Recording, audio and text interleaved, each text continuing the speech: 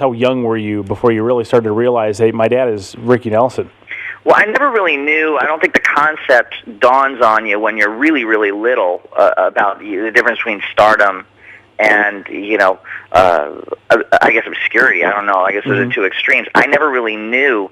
All I knew was that my pop played music, and that he had a band room, and people would come over and play with him. And I think that it really hit me. I think I was 3 years old, and my dad was playing a concert in Hawaii, and we flew to Hawaii as a family for a vacation.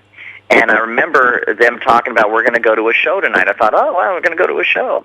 And we went and we sat in this big booth, and I remember somebody got on stage, and everybody started clapping. And I remember looking up saying, wow, that looks a lot like Pop. That looks like my dad.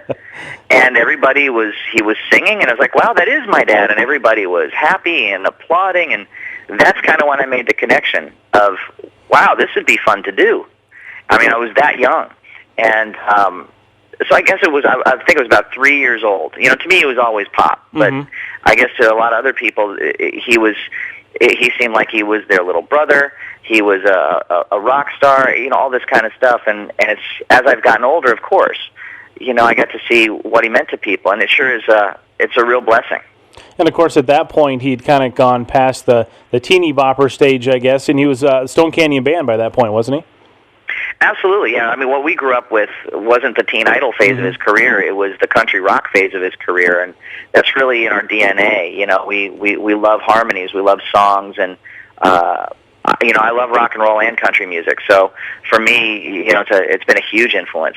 I kind of want to preface this whole thing a little bit as well by talking about, I guess, kind of who you are, because depending on who I talk to, everybody knows when I say Nelson, I can go into a nursing home and people will say Ozzie and Harriet. When I go, it depends on what age group you're talking to. I talk to somebody a little younger, and first thing that comes to mind is After the Rain. And so right, yeah. And so there's depending how, I guess, what is it like to be part of that whole legacy, I guess. Well, I think a lot of it has to do with our family karma, if you will. I mean, if you think about it, our grandfather Ozzie was a big band leader who met our grandmother Harriet. They had a radio show that was a hit, and it translated into a TV show that was a tremendous smash. Our dad was 8 when he started on TV, and grew up in front of people's eyes, and of course was a rock star by the time he was 16. And Gunnar and myself had number one records starting in 1990. So for us, what's really kind of neat is when our dad was performing, I used to see everybody, I used to say, he has an audience from 8 to 80. He had people that were fans of his parents and of his, and especially when he played festivals and fairs, you got to see that he had something for everybody. Gunnar and I started out with a melodic hard rock band with Nelson, and had a big hit record with that, and continue to tour with that and have that band work. And Ricky Nelson remembered the show that we're doing for you guys. It really kind of came about because of what you're saying. We had so many people that came up to us on a daily basis saying, I grew up with the show, with Ozzie and Harriet. I grew up with your dad's music. Why don't you ever play that in your shows? And so we thought we would put something together that would not only do his music justice, but the family legacy justice. And depending on the venue, we have an amazing video program that we play along with what we're doing, so people can go back and relive the Ozzie and Harriet years and our dad's growth as a person and as an artist. And it sure is a lot of fun because we can see the look on everybody's face in that audience. Either they grew up with us, or they grew up with our dad, or grew up with our grandparents. There's something for everybody with our show. So when you were first getting started into music, because I know very young you were already playing on stage, is that right? Yeah, well, we actually started playing live in Los Angeles clubs around 11 or 12 years old. So it's something that we had always been doing an awful lot. And there's nothing like paying your dues the hard way. Going in and playing to very few people and learning what it's like to market yourself, and more importantly, to write better songs.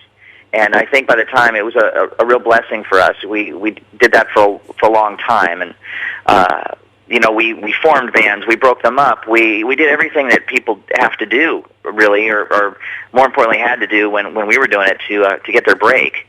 And I think there was one thing about coming from the family we came from, the honest truth is, I think it's like anybody that follows in their family's footsteps. They're always compared to their predecessor, especially if you come from a family that had great success in a certain genre, like we did.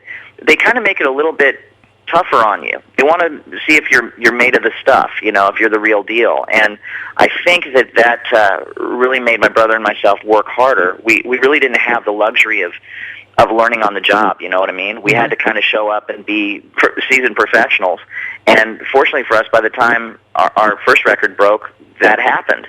And I think now what you can see, especially with Ricky Nelson Remembered, this is truly a show that we play because we love to, not because we have to. We've already made our own mark, so to speak, and so there's really no pressure. Do you know what I mean? And it's one of those things that the audience can really feel. This is the kind of show where you'll know every song.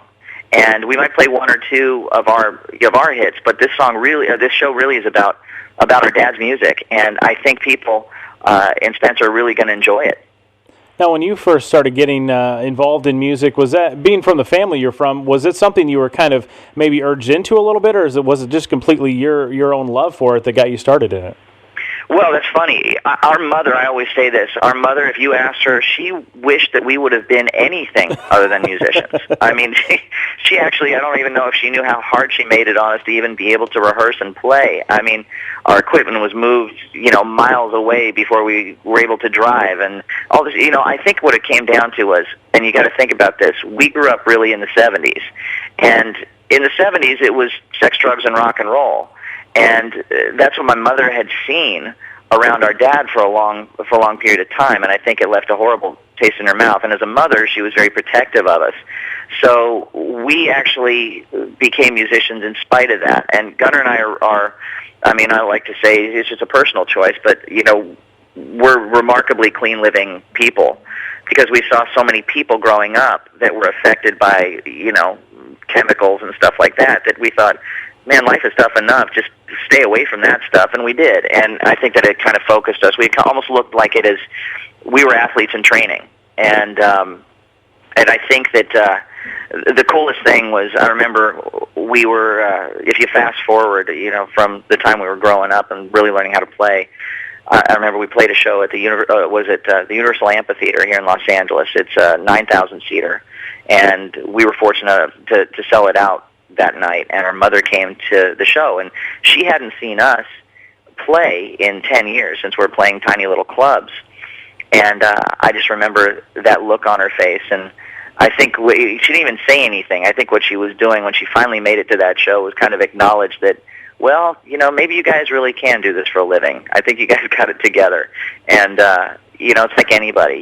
You want to please your parents and stuff, but more importantly, it's like our dad's song Garden Party. In the end, you can't please everyone, so you got to please yourself.